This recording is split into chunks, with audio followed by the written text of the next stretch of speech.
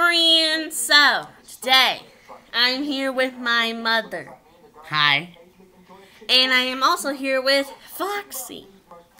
And today, we are going to be reading 3 of my stories. She's going to be reading 1, and I'm going to be reading 2. Okay? You can go first. Alright, this one is called The Haunted Painting, written by Sierra Moore, which is this one right here. Once upon a time, Caitlin and Ray were a married couple. They were living in a very nice house. They had 4 children named Max, Ruby, Thomas, and Sierra. They have a cute dog named Mattis. And they are a great family. One day, there was a knock on the door. It was an artist that wanted to sell them some paintings. There was one painting that they really liked, so they only bought that one painting. They hung it in the living room of their house. But a day after they hung the painting in their house, strange things started to happen. First, someone threw a brick through Ruby's bedroom window. Then, the garage door opened and closed mysteriously. Most recently, someone kicked Mattis. That was all they could take. They put the painting in the garbage can out front. But that didn't work, so they donated it to a museum. Then, they were never haunted again. The end. Okay, so that was the first story that we're going to read. Now, do you want to read another story? It don't matter. Okay. She's going to read The Strange Voicemail. Okay, as she said, this is The Strange Voicemail, and this is written by Sierra Moore as well. One day, Evan and Sierra were in the house just chilling. Eventually, they had to go to the farm to take care of their livestock. Sierra is in the rodeo, and they live in Texas. So Sierra and Evan went to the rodeo. Sierra had the wildest bull they had. She has been riding bulls for 10 years. She was let into the arena and showed off. Evan was watching from the stands and cheering her on. She didn't even fall off. Her record time was 14 seconds, which no one has been able to do. Sierra and Evan are famous country artists, so they had a concert after the rodeo. They went to Nashville, Tennessee for a performance. They performed their own songs. Then they went back to Texas. Evan and Sierra went to bed at 2 a.m. Before they went to bed, Sierra got a strange call. It was a number she didn't recognize, so she let it go to voicemail. After the voicemail was left, she listened to it with Evan by her side. It was a man that somehow got her number and left her a strange voicemail. She assumed it was a fan of hers. Sierra has a friend that is a police officer. Haley and her boyfriend Bryce drove over to their house. Haley is the police officer. So, she listened to the voicemail. She ran it through her police system and traced the number. The number was coming from Galveston, Texas, and they live in Houston, Texas. So, Haley, Bryce, Evan, and Sierra went to Galveston to try to find this person. They jumped in Sierra's truck and drove to Galveston. It was a 52-minute drive. Sierra was driving because she knew a shorter way to get to Galveston from Houston. So they got to Galveston and tried to find the person who left Sierra the creepy voicemail. They didn't find anything, so they drove all the way back to Houston and went to bed. Haley and Bryce crashed at Sierra and Evan's house. When they woke up in the morning, they were kidnapped and were never seen again. The end. Okay, so that was the second story that we are going to read today. That one was called The Strange Voicemail. And now, I'm going to read the last story that we have for you today. Okay, you can hold Foxy. Oh boy. Hi. Yeah, Foxy. Okay, this story is called The Snowy Night. And it is, of course, written by me. Okay.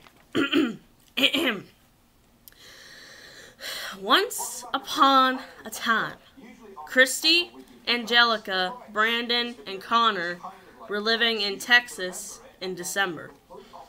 It was a snowy winter. So almost every day they were outside playing in the snow. They built 4 snowmen in the front yard. But one day, the 4 snowmen started walking around. Now, I know that may sound weird, and it is. But just keep in mind, this story is fiction. It ain't real, okay? Literally, the snowmen grew legs and started roaming the earth freely. When Christy, Angelica, Brandon, and Connor went outside to play one day, they saw their snowmen that were gone. They weren't destroyed. They grew legs and walked away. They named the snowmen their own name. So Christy's snowman was named Christy, Angelica's was named Angelica, Brandon's was named Brandon, and Connor's was named Connor. So they just went back inside and didn't play outside that day. Later that night, their parents let them stay up late because it was a Friday night. So they stayed up. While they were in the living room eating Doritos, there was a knock on the door. They all got up to answer the door. They saw the snowmen on the other side of the door. But there was something different about them. The snowmen turned into humans and looked exactly like them. So Christy looked like Christy, Angelica looked like Angelica, Connor looked like Connor, and Brandon looked like Brandon. They freaked out and closed the door and screamed for their parents. Their parents came running down the stairs and asked them what was wrong. "Mommy, our snowmen turned into humans and they look identical to us," Angelica said. "No, they didn't," Riley said, and Riley is their mom. "Yes, they did. Look in the front yard," Christy said. So, Riley and Mark looked in the front yard and saw the snowmen were snowmen again. Christy, Angelica, Brandon, and Connor looked in the yard too and saw the snowmen were snowmen again. They screamed at their parents to believe them. But of course, Riley and Mark didn't believe their children. So, they went back to bed. "You need to go to bed by midnight," Riley said as they walked upstairs. "Okay, we will," Brandon hollered.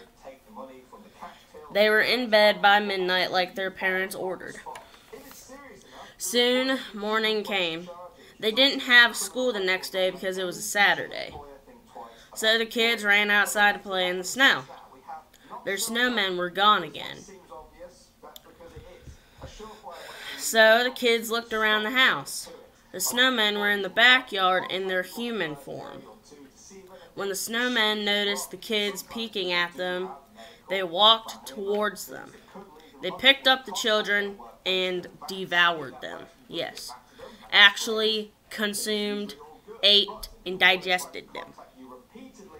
Now, the human snowman hybrids were free to roam the earth as they please. And that is where that story ends.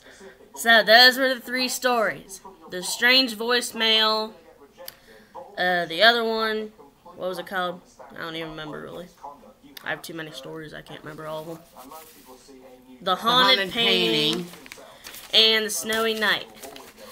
So, thanks Mama and Foxy for joining me in this video.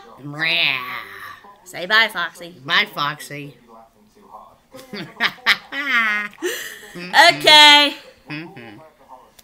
I hope you enjoyed these stories, and like, subscribe, and turn on your little notification bell so you will be notified whenever I post a new video. I've said this a million times. Okay, anyway, we're going to get out of here, so peace. Oh, I almost forgot. Bye, friends.